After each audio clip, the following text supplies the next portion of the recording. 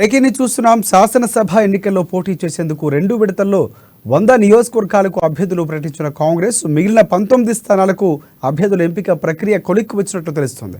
వామపక్షాలతో పొత్తులు, సీట్ల సర్దుబాటుపై ఏకాభిప్రాయం కుదరకపోవడం, మిగిలిన 15 సీట్లలో కాంగ్రెస్ అభ్యర్థుల విషయంలో కూడా కొన్ని స్థానాలపై ఏకాభిప్రాయం రాకపోవడంతో మూడో జాబితా ప్రకటనలో జాప్యం జరుగుతూ వచ్చింది. ఇక పిసిసి అధ్యక్షుడు రేవంత్ రెడ్డి వామపక్షాలతో చర్చించినట్లు తెలుస్తోంది.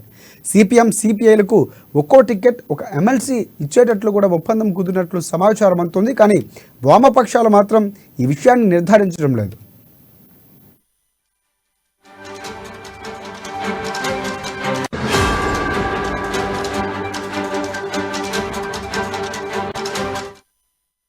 ఇక మరోవైపు ముఖ్యమంత్రి కేసీఆర్ గజ్వేల్తో పాటు కామారెడ్డి నుంచి కూడా పోటీ చేయనుండడంతో పిసిసి అధ్యక్షుడు రేవంత్ రెడ్డి కూడా కొడంగల్తో పాటు కామారెడ్డి నుంచి కూడా బరిలో దిగనున్నట్లు కాంగ్రెస్ వర్గాలు వెల్లడించాయి. షబీర్ అలీని కామారెడ్డి నుంచి పోటీలో నిలపాలని పార్టీ భావించగా ఆయన విముఖత వ్యక్తం చేశారని తెలుస్తోంది. అయితే కామారెడ్డిలో సీఎం కేసీఆర్కు పోటీగా నిలిచేందుకు ప్రత్యామ్నాయ నాయకులు ఎవరూ లేకపోవడంతో ఏఐసీసీ అనుమతితో పిసిసి అధ్యక్షుడు రేవంత్ రెడ్డినే బరిలో దింపాలని నిర్ణయించినట్లు సమాచారం అందుతుంది. అదే సమయంలో కామారెడ్డి నుంచి దూరం అవుతున్న మాజీ మంత్రి షబీర్ అలీని నిజామాబాద్ అర్బన్ నుంచి పోటీ చేసేందుకు టికెట్ ఖరారైనట్లు పార్టీ వర్గాలు చెబుతున్నాయి.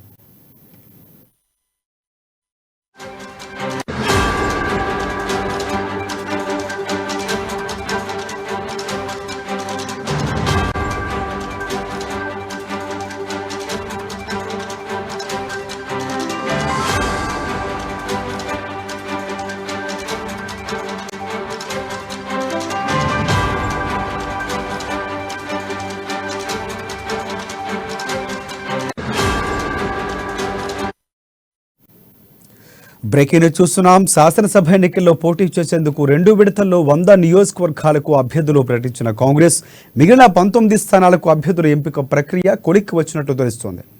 వామపక్షాలతో పొత్తులు, సీట్ల సర్దుబాటుపై ఏకాభిప్రాయం కుదరకపోవడం, మిగిలిన 15 సీట్లలో కాంగ్రెస్ అభ్యర్థుల విషయంలో కూడా కొన్ని స్థానాలపై ఏకాభిప్రాయం రాకపోవడంతో మూడో జాబితా ప్రకటనలో జాప్యం జరుగుతూ వచ్చింది. ఇక పిసిసి అధ్యక్షుడు రేవంత్ రెడ్డి వామపక్షాలతో చర్చించినట్లు తెలుస్తోంది. సిపిఎం, సిపిఐలకు ఒక్కో టికెట్, ఒక ఎమ్మెల్సీ ఇచ్చేటట్లు ఒప్పందం కుదిరినట్లు సమాచారం అందుతోంది. కానీ ఇక వామపక్షాలు మాత్రం ఈ విషయాన్ని నిర్ధారించడం లేదు. మరోవైపు ముఖ్యమంత్రి కేసీఆర్ గజ్వేల్తో పాటు కామారెడ్డి నుంచి కూడా పోటీ చేయనుండడంతో పిసిసి అధ్యక్షుడు రేవంత్ రెడ్డి కూడా కొడంగల్తో పాటు కామారెడ్డి నుంచి కూడా బరిలో దిగనున్నట్లు కాంగ్రెస్ వర్గాలు వెల్లడించాయి. షబీర్ అలీని కామారెడ్డి నుంచి పోటీలో నిలపాలని పార్టీ భావించగా ఆయన విముఖత వ్యక్తం చేశారని తెలుస్తోంది. అదే కామారెడ్డిలో సీఎం కేసీఆర్కు పోటీగా నిలిచేందుకు ప్రత్యామ్నాయ నాయకులు ఎవరూ లేకపోవడంతో ఏఐసీసీ అనుమతితో పిసిసి అధ్యక్షుడు రేవంత్ రెడ్డినే బరిలోకి దింపాలని కూడా నిర్ణయించినట్లు సమాచారం అందుతుంది. అదే సమయంలో కామారెడ్డి నుంచి దూరం అవుతున్న మాజీ మంత్రి షబీర్ అలీని నిజామాబాద్ అర్బన్ నుంచి పోటీ చేసేందుకు టికెట్ ఖరారైనట్లు కూడా పార్టీ వర్గాలు చెబుతున్నాయి.